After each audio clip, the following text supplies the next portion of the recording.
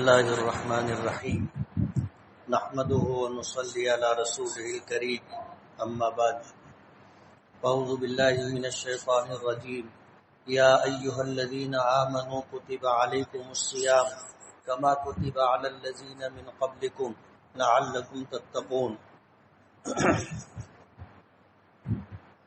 وقال اللہ تبارک وتعالی خذ من اموالهم صدقة تطهرهم وتزكيهم وتصلي بها عليهم ان صلاتك سكن لهم والله سميع عليم صدق اللہ العظیم۔ بزرگان محترم اور عزیز دوستو، رمضان المبارک کے روزوں کی فرضیت، رمضان کے پہلے عشرے کا رحمت کا ہونا، دوسرے عشرے کا مغفرت کا ہونا اور تیسرے عشرے کا جہنم سے نجات اور خلاصی کا ہونا، ان باتوں پر گفتگو پچھلے ہفتہ ہوئی تھی۔ قرآن کریم کی جن آیات کی میں نے تلاوت کی ہے، اس میں پہلی آیت تو یہ ہے کہ اے ایمان والو، تم پر روزے فرض کیے گئے ہیں جس طرح تم سے پچھلی امتوں پر روزے فرض کیے گئے تھے، تاکہ تم میں تقوی پیدا ہو۔ پچھلے ہفتے یہ بات عرض کی تھی کہ روزوں کی فرضیت کا حکم یا روزوں کا فرض ہونا امت محمدیہ پر کوئی نیا حکم نہیں ہے۔ پچھلی امتوں پر بھی روزے فرض تھے، اور جب پچھلی امتوں کے لوگوں نے روزے رکھے تو تمہیں بھی روزہ رکھنا چاہیے۔ یعنی روزہ رکھنا کوئی ناقابل عمل عبادت نہیں ہے۔ موسم میں فرق آتا ہے، موسم سردی کا ہو، موسم گرمی کا ہو، دن چھوٹا ہو، دن بڑا ہو، یہ ایک نظام ہے قدرت کا جو چلتا رہے گا۔ پچھلے ہفتے میں نے بات رکھی تھی کہ اسلامی سال جو ہوتا ہے 354 355 دن کا ہوتا ہے، اور سورج سے شمسی تاریخیں جن کو ہم انگریزی مہینہ کہتے ہیں، یہ 365 اور 366 دن کا ہوتا ہے۔ یہ فرق ہے، یہی وجہ ہے کہ روزے کبھی سردی میں، کبھی گرمی میں، کبھی بارش میں، کبھی دن چھوٹا ہوتا ہے، کبھی دن بڑا ہوتا ہے۔ یعنی سال کے مختلف مہینوں میں اسلامی مہینے گھومتے رہتے، لیکن سال کا کوئی دن ایسا نہیں ہے کہ جس میں آپ کے لیے روزہ ایسی عبادت ہو جس کا ادا کرنا ممکن نہ ہو یا جس کی ادائیگی انتہائی مشکل ہو، ایسا نہیں۔ حضرت علی رضی اللہ تعالی عنہ کے متعلق آتا ہے کہ انہوں نے اس دنیا میں اپنی جو 3 پسندیدہ چیزیں بتائی تھیں، اس میں ایک گرمی کے موسم کا روزہ بھی۔ یعنی ایک عجیب بات ہے کہ جب آدمی اللہ کی عبادت کر کے اسے عبادت کی حلاوت نصیب ہونے لگتی ہے، تو پھر ایسی عبادتیں جن کا کرنا بظاہر مشکل لگتا ہے، ان عبادتوں کی ادائیگی مزہ دیتی۔ آج جو لوگ تہجد پڑھتے ہیں، آپ ان سے پوچھو، اس گئے گزرے زمانے میں بھی، ہماری عادتیں بدلنے کے بعد بھی، ہماری اخلاقی حالات گرنے کے بعد بھی، آج جو لوگ سال بھر تہجد پڑھتے ہیں، جو لوگ سال بھر قرآن کریم کی تلاوت کرتے ہیں، جو لوگ سال بھر ایام 20 کے روزے یا پیر اور جمعرات کے روزے رکھنے کا معمول بنا کر کے رکھے ہیں، آپ ان سے ان عبادتوں کا مزہ پوچھو کہ تہجد پڑھنے کا کیا مزہ ہے۔ جب آدمی معمول بنا لیتا ہے تو معمول بن جانے کے بعد آدمی جب گناہوں سے بچنے لگتا ہے تو اللہ تعالیٰ عبادات میں حلاوت نصیب فرماتے۔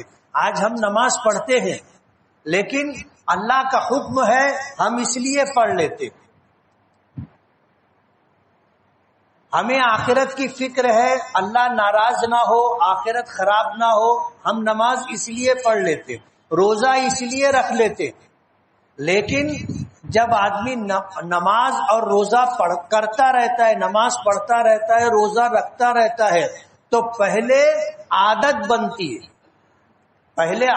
بنتی ہے، اور عادت بننے کے بعد پھر یہ چیزیں عبادت ہو جاتی ہیں۔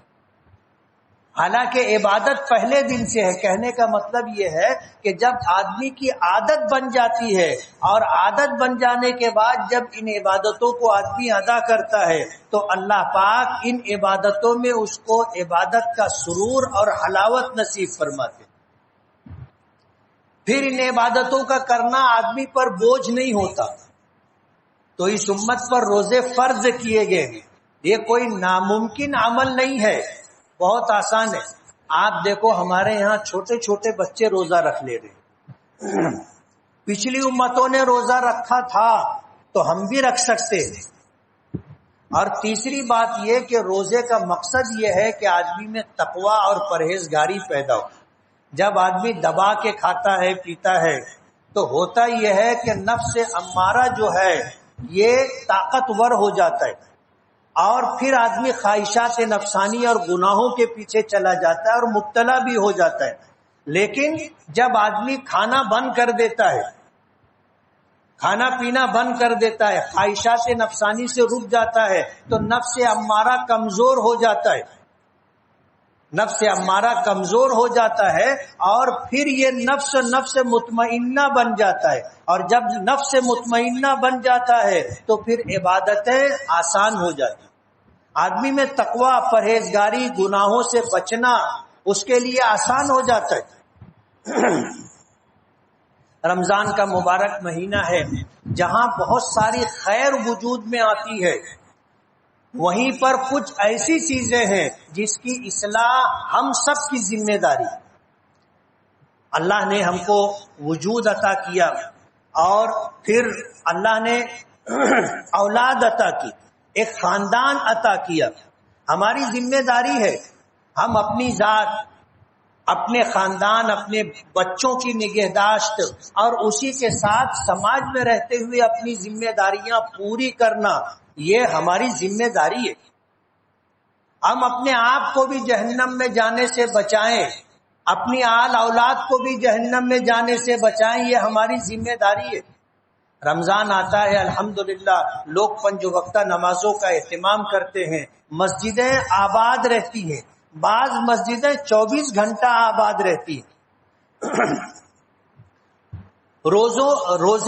روزے کا معمول بن جاتا ہے، اور لوگ قرآن کریم کی تلاوت، اللہ کا ذکر، استغفار، درود پاک کی کثرت، کلمہ طیبہ کی کثرت، ان چیزوں کا اہتمام کرتے ہیں۔ یہ ساری چیزیں تو الحمدللہ ہے۔ رمضان میں لوگ زکوٰۃ بھی ادا کرتے ہیں، صدقات نافلہ کے ساتھ عطیات بھی دیتے ہیں، فی سبیل اللہ بھی دیتے ہیں، لوگوں کا یہ معمول ہے۔ لیکن اسی کے ساتھ ایک پہلو یہ بھی ہے کہ ہمیں لوگوں سے یہ شکایت آتی ہے کہ بچے شرارت کرتے، کتوں کو مارنا، گدھوں کو دوڑانا، جن لوگوں کا سامان گھر کے باہر ہوتا ہے ان کے سامان کو اٹھا لینا یا نقصان پہنچانا، گاڑیاں کھڑی ہوتی ہیں ان کے آئینے شیشے توڑ دینا، اور گدی کے اوپر بلیٹ مار دینا، ہوا نکال دینا، بچوں کا یہ کام بھی ہے۔ آپ کسی کو بھی دیکھیں، بچوں کو آپ ٹوکیں، گالی دینا ضروری نہیں ہے، دوڑانا ضروری نہیں ہے، آپ صرف ان کو منع کریں گے، ٹوکیں گے، محبت سے سمجھائیں گے تو بھی یہ شکایت ختم ہو جائے گی۔ لیکن ہم لوگوں کا یہ معمول بن گیا ہے کہ ہم کسی کو روکتے ٹوکتے نہیں ہیں۔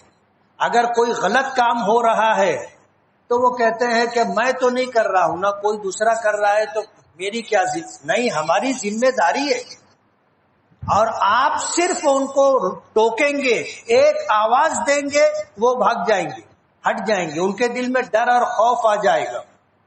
تو یہ جو بچے شرارت کرتے ہیں ان کو کنٹرول کرنا ضروری ہے۔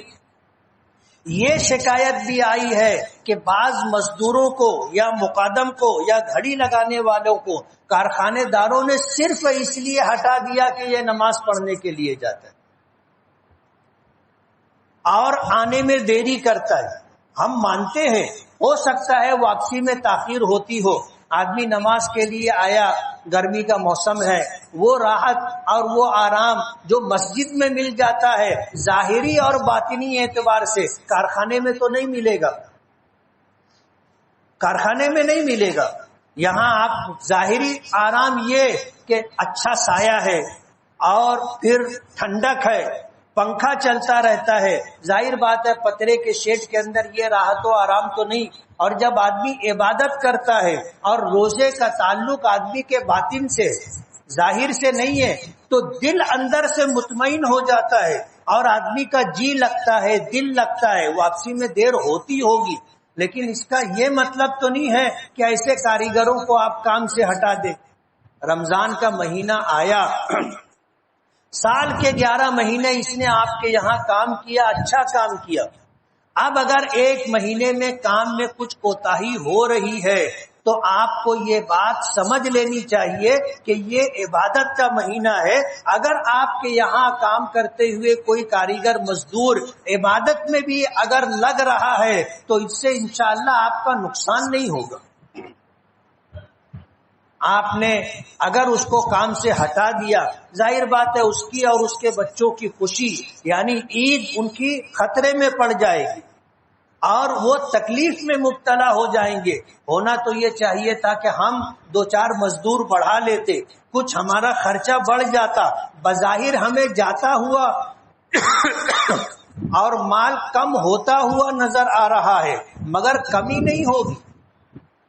کیا وجہ ہے کہ لوگ رمضان میں زکوٰۃ دینے کا اہتمام کرتے، حالانکہ زکوٰۃ کا تعلق رمضان سے نہیں ہے، زکوٰۃ کا تعلق سال گزرنے سے ہے، لیکن لوگ اپنے سال کا آغاز اور اختتام رمضان کو بناتے ہیں زکوٰۃ کے لیے، حالانکہ اسلامی مہینہ محرم سے شروع ہوتا ہے، لیکن لوگ محرم کو بنیاد نہیں بناتے، رمضان کو بنیاد بناتے اور رمضان میں حساب و کتاب دیکھ کر کے زکوٰۃ ادا کرتے۔ زکوٰۃ ایک ایسا عمل ہے جس کا رمضان سے تعلق نہیں ہے، رمضان کے روزے الگ فریضہ ہے اور زکوٰۃ ایک الگ حکم ہے، ایک الگ فریضہ ہے۔ آپ سال بھر زکوٰۃ دے سکتے ہیں، کچھ لوگ دیتے ہیں، جب ان کے پاس ضرورت مند لوگ آتے ہیں تو ان کو زکوٰۃ دے دیتے ہیں، لکھ لیتے ہیں اور سب سال پورا ہونے پر اس کا حساب کرتے ہیں، اپنے پاس کتنا مال ہے، کتنا پیسہ ہے، کتنا زیور ہے، رولنگ میں کتنا پیسہ ہے اور کاروبار میں کتنا پیسہ ہے، پورا حساب کر کے کہ سال بھر میں ہم نے اتنا کمایا، اتنا خرچ ہو گیا، اتنا ہمارے پاس بچا ہے، اور بچے ہوئے میں رہتا گھر شامل نہیں ہے، استعمال کی سواری شامل نہیں ہے، سائزنگ اور لوم شامل نہیں ہے، جس زمین پر ہم رہتے ہیں ہمارا کاروبار چل رہا ہے وہ اس میں شامل نہیں ہے، وہ زمین جو ہم نے خریدی ہے بیچنے کی نیت سے اس پر زکوٰۃ ہے، نقد پیسے پر زکوٰۃ ہے، رولنگ پر زکوٰۃ ہے، ہمارا پیسہ کسی کے پاس ہے لینا ہے اس پر زکوٰۃ ہے، ڈپازٹ ہے اس پر زکوٰۃ ہے، زیورات پر زکوٰۃ ہے، تو ان چیزوں پر زکوٰۃ ہے، اس کو دیکھا جائے گا اور اس کے بعد ہم نے کتنا 2.5% ہم پر زکوٰۃ فرض ہے، جو ہمارے پاس ہے اس پر ہی، جو خرچ ہو گیا اس پر زکوٰۃ نہیں ہے، یہ 2.5% اگر ہم نکال دیتے ہیں تو ہم نے زکوٰۃ ادا کر دی۔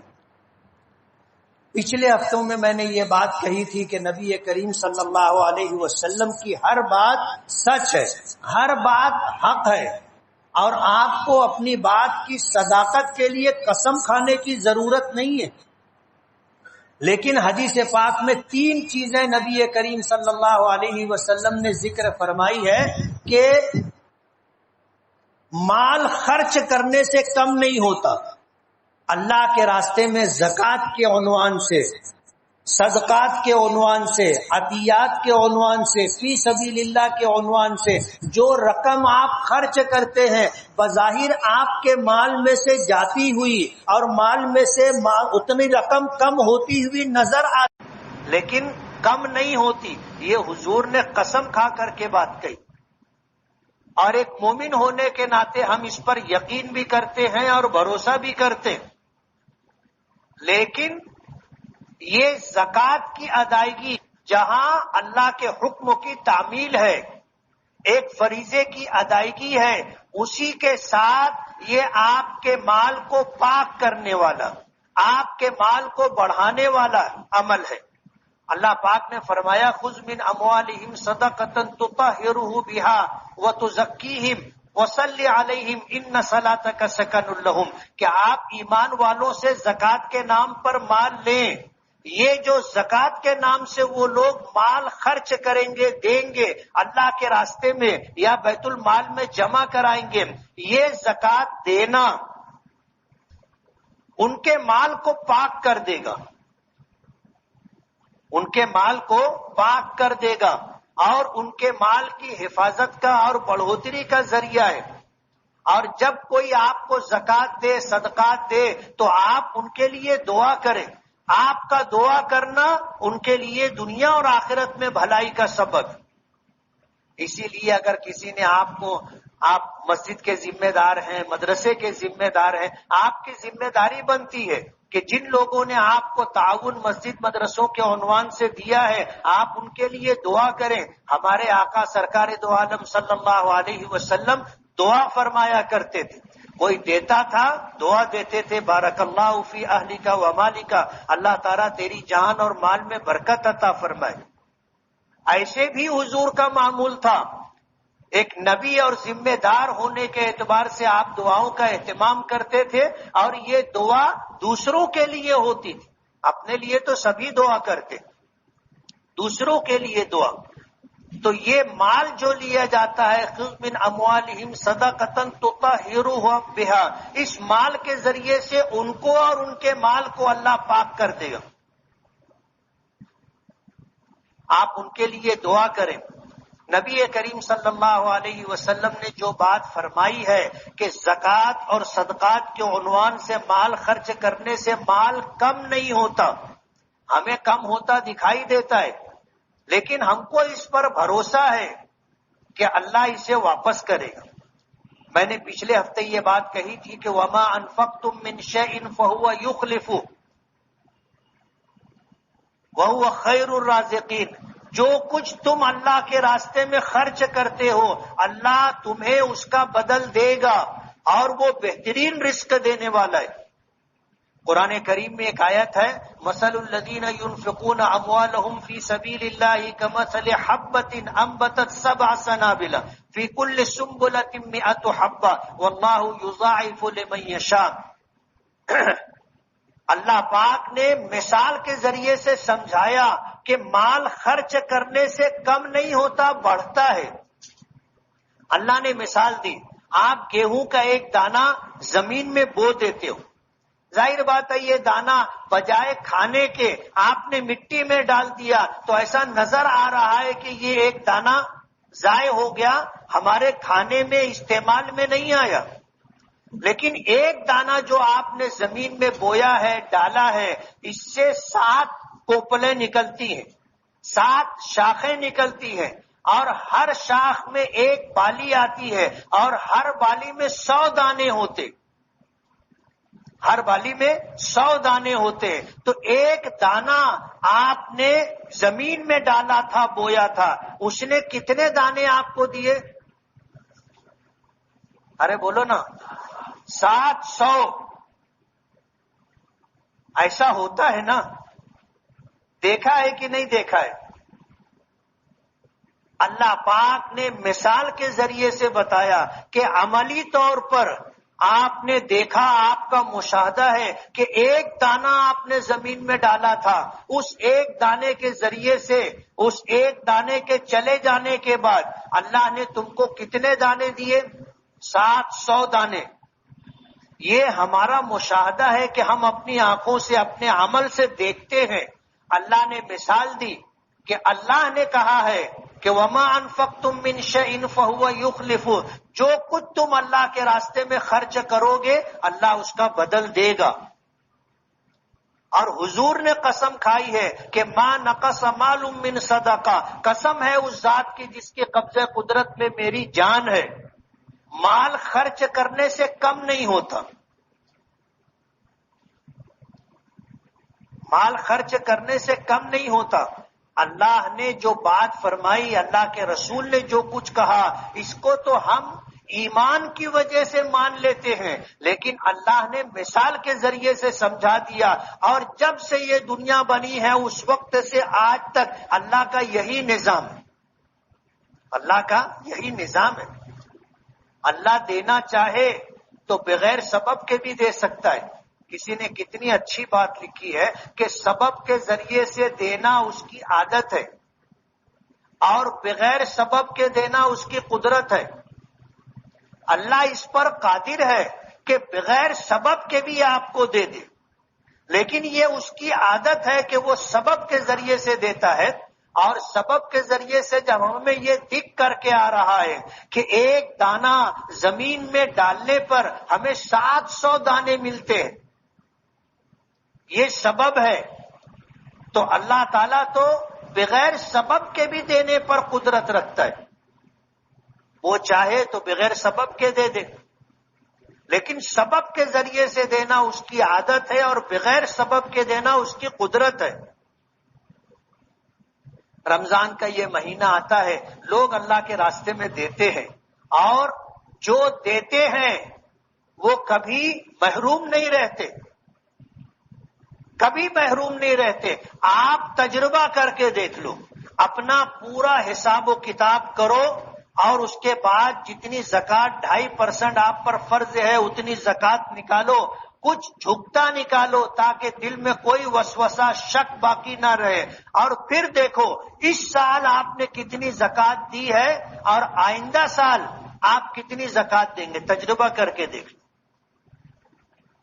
آپ نے اگر پوری زکوٰۃ نکالی ہے تو اس کی خیرات و برکات آپ کو آتے سال نظر آئے گی کہ سال بھر آپ نے کتنا کمایا اور اب آپ کو کتنی زکوٰۃ دینی ہے۔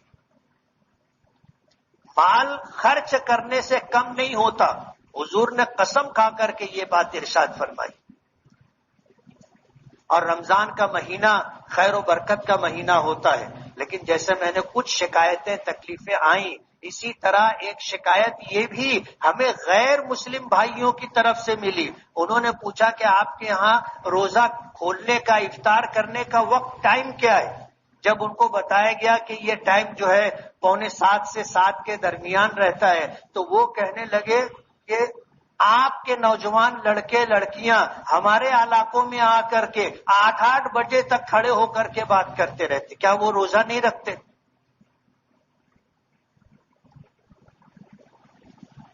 دکھ کی بات ہے، دکھ اور افسوس کی بات ہے کہ غیر مسلموں کی بھی اتنی نظر ہے، اور وہ بھی اس بات کو سمجھ رہے ہیں کہ یہ جو کچھ ہو رہا ہے غلط ہو رہا ہے۔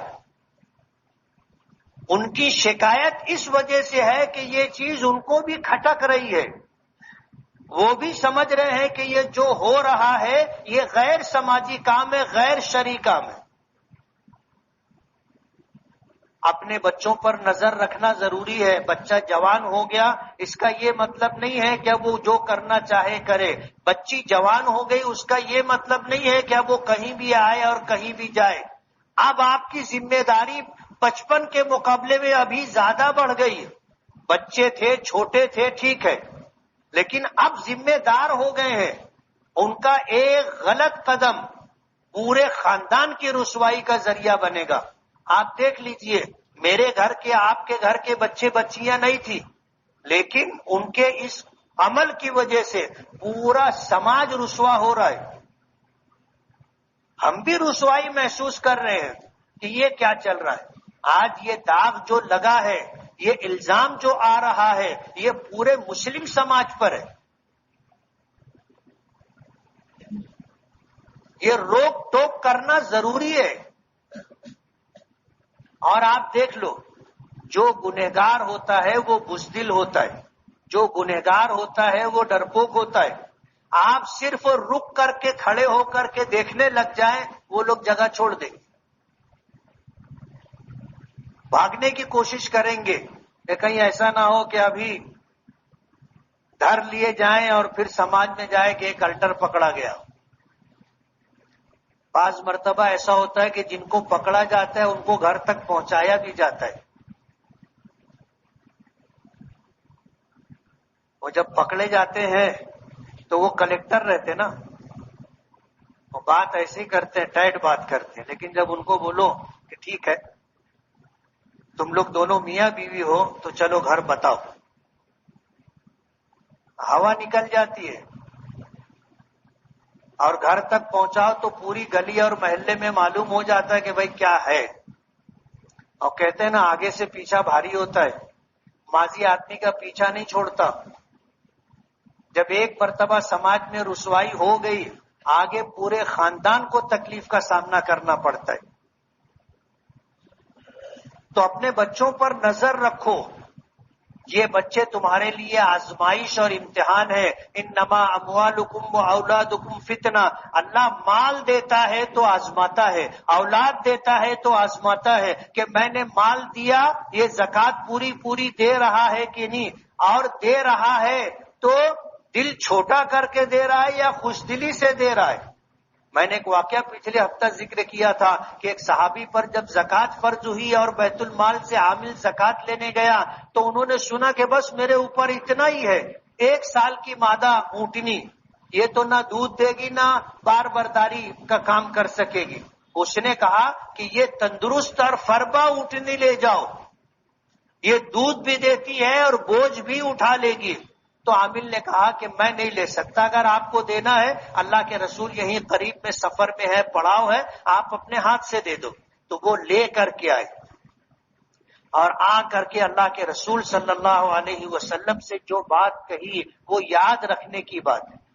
انہوں نے کہا کہ اللہ کے رسول میں فخر کر رہا ہوں، میرے لیے خوشی کی بات ہے کہ پہلی مرتبہ آپ کا عامل زکوٰۃ لینے کے لیے میرے گھر آیا.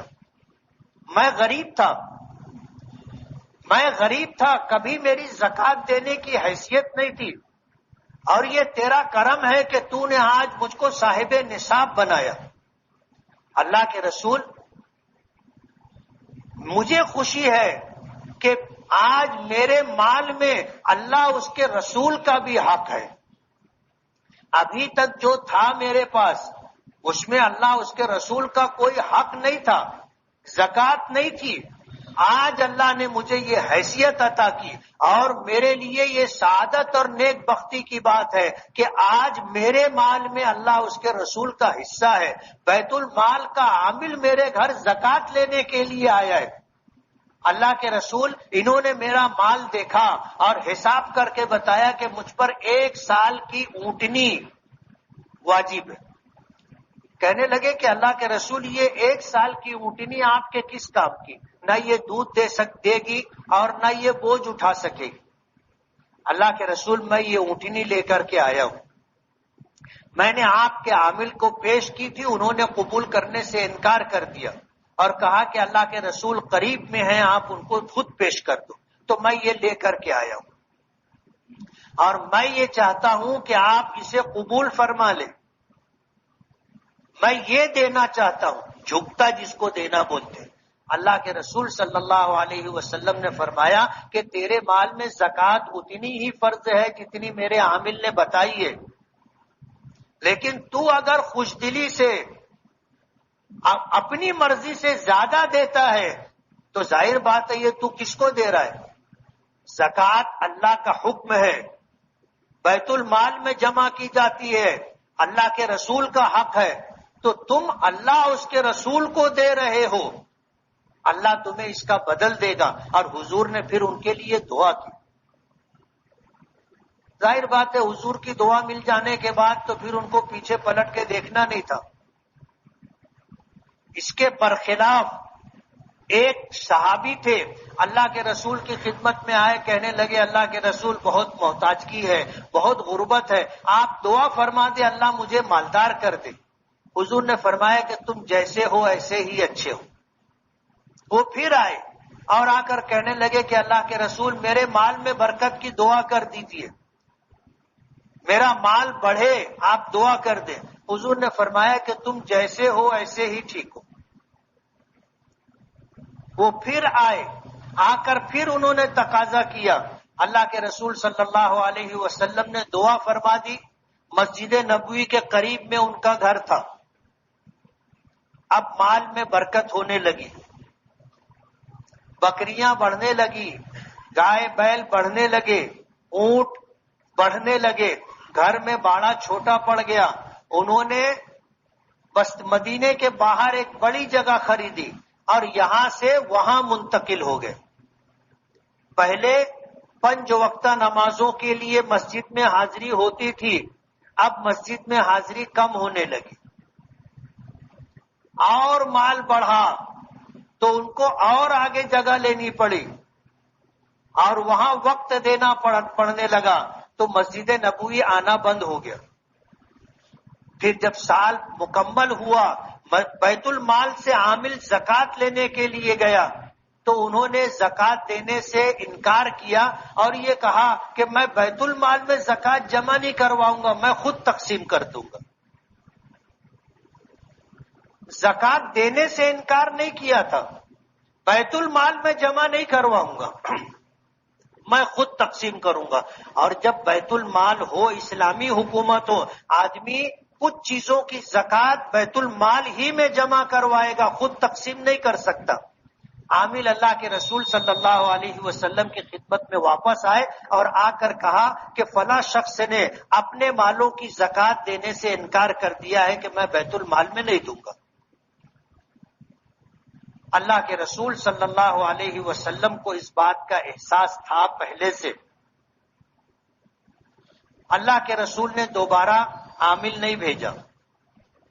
اس شخص کو احساس ہو گیا کہ مجھ سے غلطی ہو گئی ہے، اپنا مال زکوٰۃ کا لے کر حضور کی خدمت میں آیا کہ اسے بیت المال میں جمع کر لے، تو حضور نے قبول کرنے سے انکار کر دیا اور یہ فرمایا کہ تجھے یاد نہیں ہے تو غریب تھا، اللہ نے تجھے مالدار کیا ہے، تو تنگدست محتاج اور قلاش تھا، اللہ نے تجھے غنی کیا۔ آج بیت المال کا عامل زکوٰۃ لینے جاتا ہے تو تم دینے سے انکار کرتے ہو۔ اللہ اس کے رسول کو تمہارے مال کی حاجت نہیں ہے، تم لے جاؤ۔ حضور نے زکوٰۃ قبول نہیں کی۔ وہ حضرت ابو بکر کے زمانے میں لے کر کے آئے تو حضرت ابو بکر نے کہا کہ جس شخص کی زکوٰۃ حضور نے قبول نہیں کی، ابو بکر کی جرأت نہیں ہے کہ وہ قبول کرے۔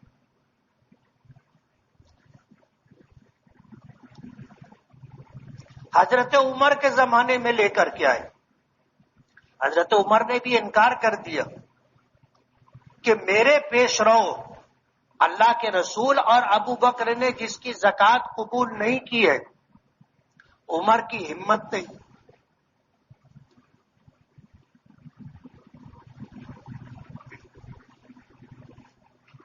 انہوں نے زکوٰۃ قبول نہیں کی۔ آج ہمارے دروازوں پر مدرسے کے سفراء، غربا، ضرورت مند آتے ہیں، ہمارا کیا رویہ ہے ان کے ساتھ؟ ہم بھی ان کو واپس کرتے، ہم بھی ان کو واپس کرتے۔ شام میں آنا، رات میں آنا، صبح آنا، دوپہر میں آنا۔ ایک ہوتا ہے انکار کرنا اور ایک ہوتا ہے نہیں دینا ہے تو چکر لگوانا۔ یہ اچھی عادت نہیں ہے۔ آپ کو زکوٰۃ دینا ہے، لوگ آئے آپ دے دو، انہیں واپس مت کرو، انہیں دوسرے ٹائم مت بلاؤ۔ اللہ بہت غیرت مند ہے۔ آج اللہ نے دیا ہے تو تم دینے کی حیثیت میں ہو، اللہ دینا بند کر دے گا تم محتاج ہو جاؤ گے۔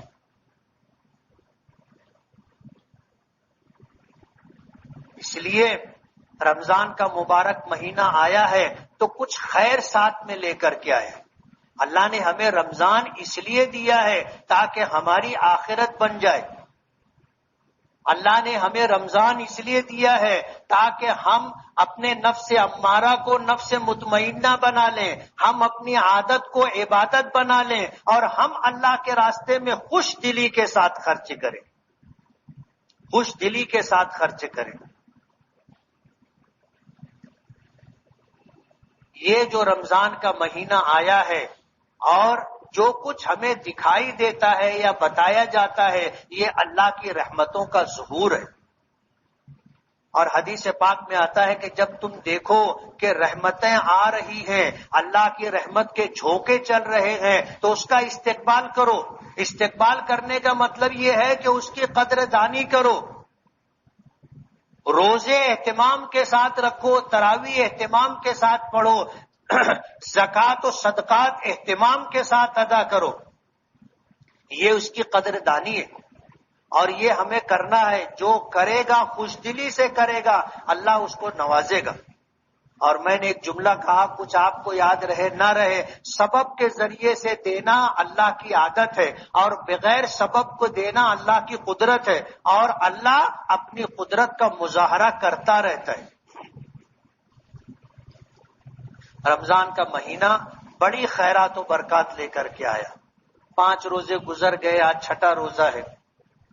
غافل تجھے گھڑیال یہ دیتا ہے منادی، گردوں نے گھڑی عمر کی ایک اور گھٹا دی۔ یہ دن ہماری زندگی سے کم ہوتے جا رہے ہیں، اور ہم دن بدن موت کے قریب ہوتے جا رہے ہیں۔ اس لیے یہ رمضان اللہ نے ہمیں دیا ہے، پتہ نہیں اگلا رمضان ہمیں ملے یا نہ ملے۔ اللہ نے یہ موقع دیا ہے، اس رمضان میں ہماری مغفرت ہو جانی چاہیے۔ اس رمضان میں ہماری مغفرت ہو جانی چاہیے، ایسا معمول آپ بنائیں۔ اور ظاہر بات ہے مغفرت ہو گئی تو ہماری نکل پڑی۔ رمضان اللہ نے اسی لیے دیا ہے، اسی لیے دیا ہے کہ ہم اللہ کو راضی اور خوش کر لیں، اور مغفرت کا پروانہ اللہ پاک ہمیں عطا کر دے۔ پہلا عشرہ رحمت کا ہے، اس کے جھونکے چل رہے ہیں۔ آنے والا عشرہ مغفرت کا ہوگا، ہماری مغفرت ہو جانی چاہیے۔ ہم اللہ سے اللہ کی عبادت بھی کریں، دعا بھی کریں، اور اس اہتمام کے ساتھ دعا کریں کہ ہمیں دوسرے عشرے کے اندر مغفرت کا پروانہ مل جائے۔ اور تیسرا عشرہ جہنم سے خلاصی اور نجات کا ہے۔ اتنی عبادت اور اہتمام ہونا چاہیے کہ ہمارے دل کو یہ اطمینان ہو جائے کہ انشاءاللہ اللہ نے جہنم سے نجات دے دی ہوگی۔ کریں گے نا؟ اللہ عمل کی توفیق عطا فرمائے۔ وآخر دعوانا ان الحمدللہ رب العالمین۔ جن ساتھیوں نے سنت نہ پڑھی ہو وہ سنت پڑھ لیں۔